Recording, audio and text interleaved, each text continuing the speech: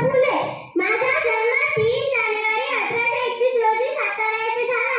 संपूर्ण भारतभर माझा जन्म बालक दिन म्हणून साजरा केला जातो.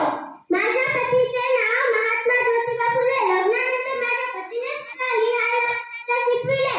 ज्योतिबांनी पुण्यात मुलींसाठी प्रयोगशाळा काढली. त्या काळी मुलींच्या शिक्षणाला विरोध होता.